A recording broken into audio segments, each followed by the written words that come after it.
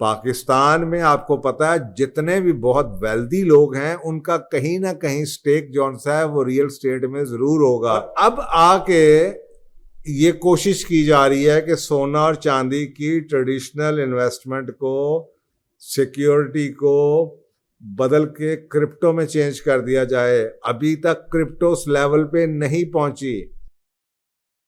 बिस्मिल्लाहिर्रहमानिर्रहीम। अच्छा जी, एक सवाल बार बार पूछा जाता है और मैं इसका जवाब बहुत दफ़ा दे चुका हूँ, लेकिन मैंने सोचा आज मैं उसके ऊपर पूरा प्रोग्राम बना दूँ ताकि आप उस सवाल के बारे में आपके जितने भी छोटे सवालात हैं वो सारे आपको एक ही दफ़ा जवाब मिल जाए। और ये सवाल जो सा बेसिकली फाइनेंस से रिलेटेड है, इन्वेस्टमेंट से रिलेटेड है। और अक्सर का आपको पता है कि आजकल मुल्क के हालात जो से हैं वो काफ़ी ख़राब हैं। इकनॉमिकली रिसेशन में चल रहा है, स्टॉक मार्केट्स जो सी हैं वो रोज़ ऊपर नीचे हो रही होती है। यही आपकी क्रिप्टो करेंसी की हालत है। रियल स्टेट किया है तो उसका भी कोई फ्यूचर अभी समझ नहीं आ रहा। तो लोगों का बार बार एक सवाल होता है कि जी आज के दौर में हम इन्वेस्टमेंट कौन सी करें। कभी वो मुझसे पूछते हैं कि जी स्टॉक्स में इन्वेस्ट कर लें, कभी कहते हैं जी हम सोना ले लें, कभी कहते हैं कि हम क्रिप्टो ले लें, कभी रियल स्टेट की बात करते हैं। तो मैं अक्सर का कोशिश मेरी यही होती है कि मैं उस सवाल को अवॉइड करूं, और उसके अवॉइड करने की बुनियादी वजह ये होती है कि मेरे पास वो सारे के सारे पैरामीटर्स नहीं होते जिसकी बेस के ऊपर मैं किसी को कस्टमाइज जवाब दे सकूं। मसलन देखें, हर इन्वेस्टमेंट का एक ऑब्जेक्टिव होता है। हर इन्वेस्टमेंट उस एक ही ऑब्जेक्टिव के लिए ठीक नहीं होती। दूसरी बात यह है कि हर एक के पास जो इन्वेस्टमेंट की अमाउंट है वो फ़र्क है। तीसरी बात यह है कि जो होल्डिंग पीरियड होता है इन्वेस्टमेंट के अंदर बहुत जो मैटर करता है वो हर एक का डिफरेंट है। और नंबर 4 सबसे बड़ी जो बात जौन सी है कि डिफरेंट टाइप की जो इन्वेस्टमेंट्स हैं वो डिफरेंट चीज़ों के लिए अच्छी होती हैं। तो ये आजकल आपको पता है कि सोशल मीडिया का ज़माना है। अगर आप यूट्यूब पे चले जाएं तो हर आदमी अपनी ओपिनियन दे रहा होता है कि जी मेरे हिसाब से आजकल आपको स्टॉक्स ले लेने चाहिए, मेरे हिसाब से आजकल आपको ये लेना चाहिए। तो वो लोग बेचारे कंफ्यूज हो जाते हैं। और मैं बार बार एक ही बात करता हूँ, फिर अक्सर का जो मुझे लोग नहीं जानते वो फिर ये कहते हैं कि जी आप सवाल का जवाब नहीं देते। और मैंने फिर उनसे वादा किया कि जी मैं उस पर वीडियो बना देता हूँ ताकि आप वीडियो में तसल्ली के साथ ये बात वंस फॉर ऑल आपको पता हो। ये भी पता चल जाए कि मैं सवाल का जवाब क्यों नहीं देता, और आपको ये भी पता चल जाएगा ये सवाल मुझसे पूछने से पहले या किसी और से मशवरा लेने से पहले आपको 2-3 चीज़ें ऐसी हैं वो जो आपको खुद करनी पड़ेंगी। तो ये प्रोग्राम आप पूरा देखें और आपको समझ आ जाए ताकि कि जी इसमें इन्वेस्टमेंट का जो आपका सवाल है कौन सी करनी चाहिए, आपको समझ आ जाए कि उससे पहले आपके पास क्या बेसिक इंफॉर्मेशन या नॉलेज होना चाहिए।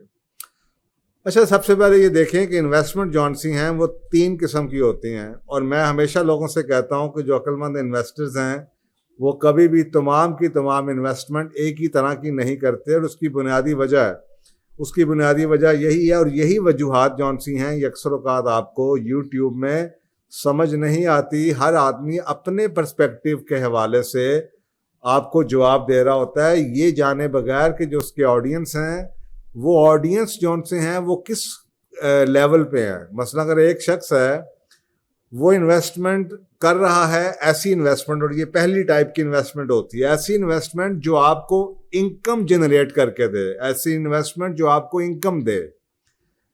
अब अगर आप मुझसे ये पूछें कि ऐसी इन्वेस्टमेंट इनकम जो दे, तो साफ ज़रा है कि ऐसी इन्वेस्टमेंट जो इनकम दे वो सोना तो आपको इनकम नहीं दे सकता। तो वो अगर एक शख्स आपको बता रहा है कि सोना आजकल लेना चाहिए या क्रिप्टो लेनी चाहिए, तो ना ही क्रिप्टो आपको वो इनकम दे सकती है। और फिर ये बहस शुरू हो जाती है कि नहीं जनाब, दूसरा शख्स कहता है रियल स्टेट लें। अब हो सकता है कि वो जो मशवरा दे रहा है रियल स्टेट के बारे में वो ठीक दे रहा है, क्योंकि वो उस इन्वेस्टमेंट की बात कर रहा है कि जो इन्वेस्टमेंट इनकम जनरेट करती है। अब देखें, ये इश्यूज हैं सोशल मीडिया के अंदर आजकल कि मशवरा देने वाले बहुत हैं, लेकिन ये उसके अंदर जो एक कस्टमाइज्ड एलिमेंट होता है, ऑडियंस को पूरी बात नहीं पता चलती और वो बेचारे कंफ्यूज होके अक्सर औक़ात गलत फैसले कर लेते हैं। इस वजह से मैं ये अवॉइड करता हूं एक छोटा सा जवाब देने, छोटा सा जल्दी से बता दें। ये ऐसी चीज है नहीं जिसका मैं आपको जल्दी से जवाब दे दूं और बाद में आपका नुकसान हो जाए। तो सबसे पहली जो इन्वेस्टमेंट है वो इन्वेस्टमेंट है जो कि इनकम को जनरेट करे आपके लिए, मंथली इनकम।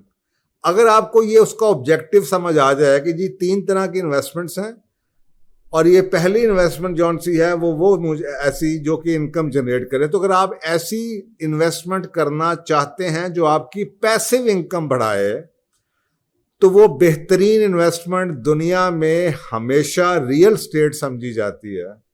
एक तरफ आपकी प्रॉपर्टी की वैल्यू बढ़ती चली जाती है, दूसरी तरफ आपको उससे रेंटल इनकम आ जाती है, तो आपको एक पैसिव इनकम। मैं कई लोगों को जानता हूं और आपके सामने बहुत बड़े बड़े इन्वेस्टर्स दुनिया के अंदर भी ऐसे हैं जो रियल स्टेट की पैसिव इनकम से जो घर चलाते हैं, जिनके खर्चे निकलते हैं। क्योंकि जो स्टॉक्स की इनकम है वो इनकम आपको मंथली, आप उससे घर नहीं चला सकते। वो अगर आपको डिविडेंड्स मिल भी जाते हैं वो किसी और किस्म की इनकम है।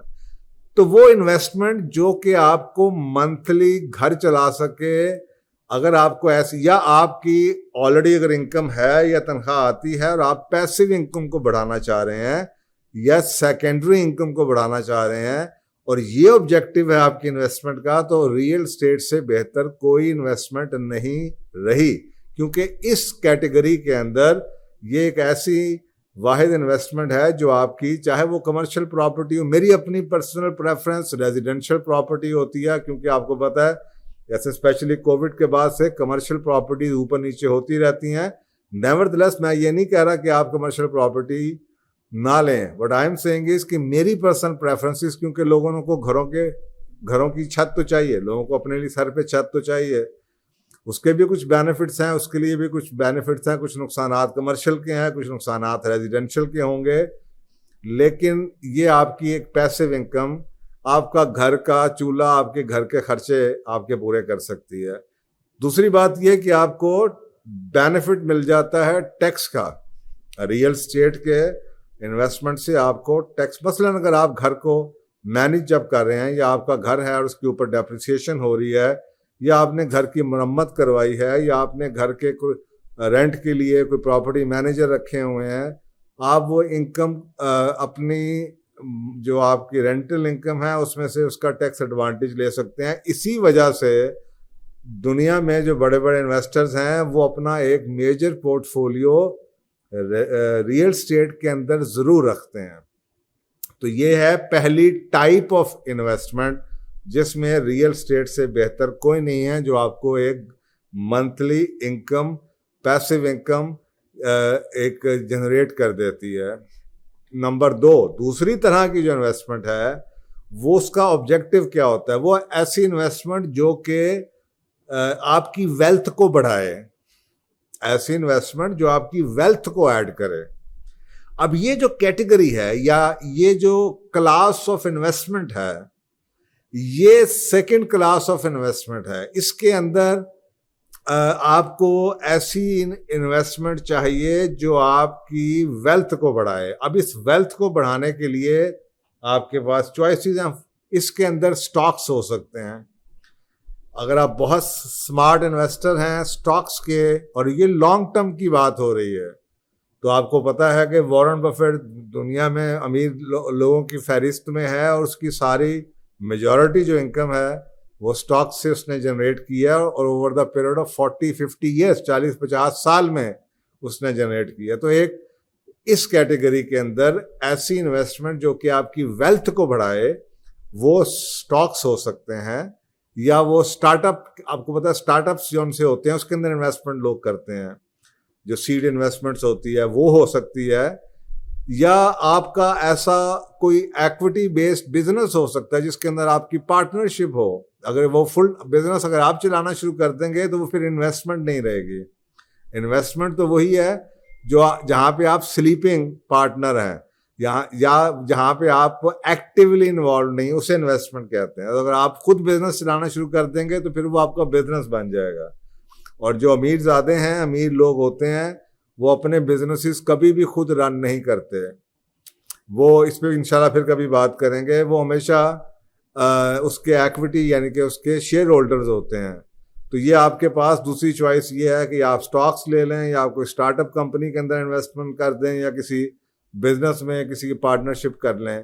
तो ये एक ऐसी इन्वेस्टमेंट है जो कि आपको की वेल्थ को बढ़ा सकती है। दूसरी, कुछ लोग हैं जो बहुत सेफ इन्वेस्टर हैं और जो कि या जिनके पास बिजनेस की ऐसी स्किल्स नहीं है, ये जो स्टॉक्स में नहीं लगाना चाहते, जिसके अपनी प्रेफरेंसेस हैं। तो इस कैटेगरी के अंदर भी रियल स्टेट पाकिस्तान जैसे मुल्क के अंदर बाहर के मुल्कों में सिचुएशन फर्क है। पाकिस्तान में आपको पता है जितने भी बहुत वेल्दी लोग हैं उनका कहीं ना कहीं स्टेक जौन सा है वो रियल स्टेट में जरूर होगा। पाकिस्तान में जितने बड़े बड़े नाम आप ले लें, बड़े बड़े जो गुरुज बैठे हुए हैं, बहुत कम आपको लगेंगे जो कि इंडस्ट्रियलिस्ट हैं, जो बिजनेस के बंदे हैं, जो कि फॉरेन वो खानदान हैं जो बिजनेसेस में हैं, लेकिन जो लोग खुद जल्द से जल्द अमीर हुए हैं, जिनमें अब मैं नाम नहीं लेना चाहता, आपकी सियासत में बहुत बड़े बड़े नाम हैं। यहाँ तक कि जब आपकी गवर्नमेंट्स आती हैं तो वो सबसे बड़ा जो घपले भी करती हैं तो वो लैंड के ऊपर ही करती हैं, वो रियल स्टेट के ऊपर ही करती हैं, प्रोजेक्ट्स के ऊपर ही करती हैं। और वो क्या है, वो रियल स्टेट टाइकून्स होते हैं। वो इस कैटेगरी में या इस क्लास ऑफ इन्वेस्टमेंट में जिससे वेल्थ ग्रो करती है, उसके अंदर भी वो प्रेफर करते हैं रियल स्टेट के अंदर। जबकि बाहर के मुल्कों में वो लोग स्टॉक्स के अंदर या इक्विटी होल्डर बन जाते हैं बिजनेसेस के अंदर। पाकिस्तान में जो रियल स्टेट की मार्केट पिछले 20, 30, 40 सालों में रही है, यहाँ पे जो अनप्रेसिडेंटेड किस्म के रिटर्न मिलते हैं वो दुनिया में कहीं नहीं मिलते। तो इसलिए दुनिया में फर्स्ट क्लास ऑफ इन्वेस्टमेंट जो कि आपको इनकम जनरेट करके देती है, उसमें रियल स्टेट आती है। जबकि पाकिस्तान जैसे मुल्क में सेकंड क्लास जो सेकंड टाइप ऑफ इन्वेस्टमेंट है जो कि आपकी वेल्थ को बढ़ाती है, उसके अंदर भी रियल स्टेट आती है। अक्सर का ये आप ये देखें कि मैकडॉनल्ड्स के बारे में ये कहा जाता है कि जी वो फ्रेंचाइज होल्डर है, जबकि अक्सर का लोग शायद ये नहीं जानते हैं मैकडॉनल्ड्स एक बहुत बड़ा रियल स्टेट का काम करता है। मैकडॉनल्ड्स के जो रेस्टोरेंट्स हैं उनकी जो वैल्यू जो रियल स्टेट है वो एक्चुअली वो पीछे है। आप तो आगे चाहे उसको जो ऑपरेटर चला रहा है वो चाहे फ्रेंचाइजीज पे चला रहा हो, लेकिन इन्वेस्टमेंट जो सी हैं जो लैंड होगी वो अक्सर का मैकडॉनल्ड्स का होता है। तो कई ऐसे बिजनेसेस जो कि आपको फ्रंट पे बिजनेस भी नजर आते हैं, चलाने वाले और होंगे, वो पीछे से रियल स्टेट के अंदर उनका कोई ना कोई स्टेक होगा। ये है second type of investment. Third type of investment जौन सी है वो इन्वेस्टमेंट जो आपके पैसे को प्रोटेक्ट करके रखे। देखिए मनी जौन सी है, ये जो पेपर मनी है ये डेप्रिशिएट करती है। ये जब नोट छापेंगे ये कम हो जाएगी, इसकी वैल्यू कम हो जाती है। तो वो लोग जो कि बड़े सेफ किस्म के इन्वेस्टर्स हैं, वो ये जो थर्ड टाइप है वो ये इंश्योर करते हैं कि हमारी ओरिजिनल मनी, देखें स्टॉक के अंदर आपका पैसा डूब सकता है, आप कंगाल हो सकते हैं, लेकिन एक थर्ड टाइप की इन्वेस्टमेंट होती है जो कि आपके पैसे को, ओरिजिनल को, सीड को सेव रखे। ये थर्ड कैटेगरी है और इसके अंदर ट्रेडिशनली सोना और चांदी, मैं अक्सर लोगों से कहता हूं कि सोना और चांदी जौन सी है ये it is a God's money, ये अल्लाह की पैसे, अल्लाह की मनी है। या और इवन के ऑयल जैसा है, ये जो अल्लाह की तरफ से बनाई है। सोने का तो जिक्र है, चांदी का तो जिक्र है कुरान पाक में है। तो ये वो मनी है, ये जो पेपर करेंसी है ये तो इंसान की बनी हुई है। क्योंकि इंसान की बनी हुई है, जब भी आपके मुल्क में आपका फेडरल बैंक जौन सा है वो नोट छाप देगा, आपका पैसा आपको पता डिवैल्यू कर जाता है। तो ऐसी चीज जो दुनिया में जो हाईली लिक्विडिटी क्रिएट हो सके, जो बिक सकती हो और जो आपके पैसे को सिक्योर रखे over the long period of time, वो ट्रेडिशनली सोना चांदी मेटल्स ही रही हैं। और अब आके ये कोशिश की जा रही है कि सोना और चांदी की ट्रेडिशनल इन्वेस्टमेंट को, सिक्योरिटी को बदल के क्रिप्टो में चेंज कर दिया जाए। अभी तक क्रिप्टो उस लेवल पे नहीं पहुंची। फ्यूचर में 10 सालों के बाद, 15 सालों के बाद हो सकता है क्रिप्टो को मैं अभी भी सेकंड कैटेगरी में, जुआ इनके की कैटेगरी में या स्पेकुलेशन की कैटेगरी में डाल सकता हूं। लेकिन अभी जो थर्ड है जिसमें आपका पैसा नीचे ना जाए, और 40 साल के ऊपर भी आपको पता है, अभी भी आप देखें पाकिस्तान आजकल सोना दुनिया में सस्ता हो रहा है। क्यों सस्ता हो रहा है? क्योंकि लिक्विडिटी, जब इंटरेस्ट रेट्स बढ़ जाते हैं तो लिक्विडिटी, लोगों के हाथ में कैश कम हो जाता है। तो जब कैश कम होता है तो वो अपने घरों से निकाल के सोना बेच देते हैं, या उनको पता होता है कि बैंक से इंटरेस्ट हाई मिल रहा है, सोने की वैल्यू नहीं बढ़ेगी, तो वो सोना जो है बेच के या तो घर चलाते हैं या फिर सोना बेच के बैंकों में रखवा के 15% पाकिस्तान में हुआ इंटरेस्ट, तो इंटरेस्ट ले लेते हैं।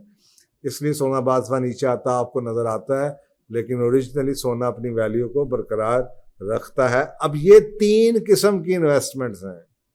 एक अक्लमंद इन्वेस्टर जौन सा है वो तीनों के अंदर अपना पोर्टफोलियो बनाता है।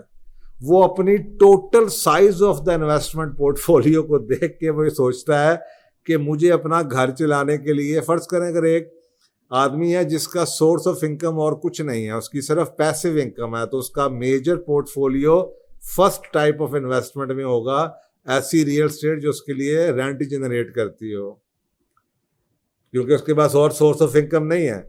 दूसरा, उसने अपने को 15-20% ऐसा होगा, डिपेंडिंग कि उसकी पर्सनैलिटी क्या है, उसकी एज क्या है, वो ऐसी वेल्थ में डालेगा, या उसकी अपनी ग्रीड क्या है।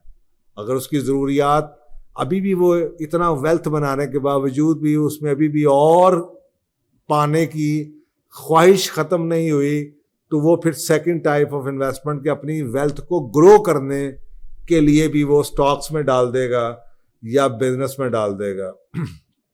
और तीसरा, ऐसी चीज़ जो कि आपकी बुरे वक्त का साथी हो, जो आपके पैसे को, वेल्थ को बरकरार रखे, सोना।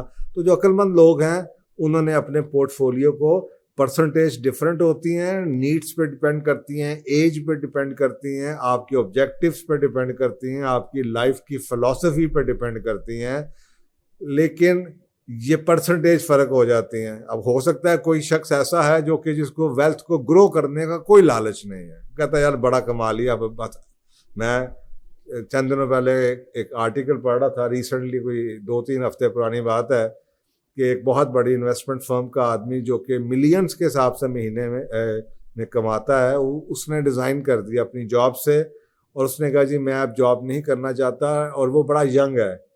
उसने कहा जी मैं अब अपनी ज़िंदगी बीच पे गुजारना चाहता हूँ और अपने माँ बाप के साथ ज़िंदगी गुजारना चाहता हूँ।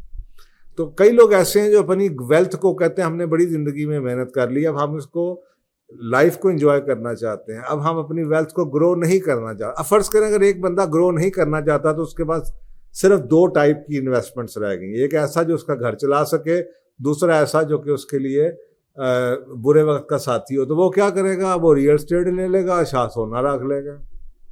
अगर हवस भी है बढ़ाना भी है तो फिर वो क्या करेगा? वो थोड़ी बहुत रियल एस्टेट से घर चला लेगा, साथ वो स्टॉक में डाल देगा और साथ सोना ले लेगा या क्रिप्टो ले लेगा।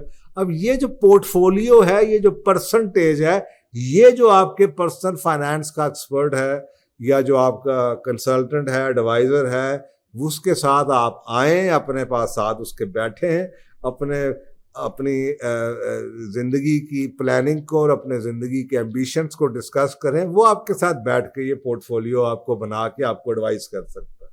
अब ये कहना रियल एस्टेट अच्छी नहीं है, सोना अच्छा है, सोना अच्छा नहीं है, फॉरेक्स अच्छा है, फॉरेक्स अच्छा नहीं है, स्टॉक्स अच्छे हैं, ये एक अजीब सी डिबेट है जिसका मेरा ख्याल है कि तुक नहीं बनता जब तक कि आपको ये बुनियादी तौर पे 3 चीज़ों की आप यू कैनॉट स्टार्ट, वो अंग्रेजी का मुहावरा है, you cannot compare Apple with bananas, आप सेब को केलों के साथ नहीं मिला सकते। ये 3 डिफरेंट कैटेगरीज की इन्वेस्टमेंट है। तो मेरा ख्याल है कि ये आपको बात समझ आ गई होगी, और इसके बाद कम से कम इस बारे में आप मुझसे सवाल नहीं पूछेंगे कि जनाब मैं ये ले लूँ या वो ले लूँ या वो ले लूँ। ये डिफरेंट टाइप्स की है, और मेरा सवाल वही होगा आपसे कि भाईजान आपको चाहिए किस लिए, आप क्या करना चाहते हैं, आपके पास ऑलरेडी हाथ में कि आपकी इनकम का सोर्स क्या, आपका घर कैसे चलता है, फिर मैं आपको बता सकता हूँ आपने क्या करना।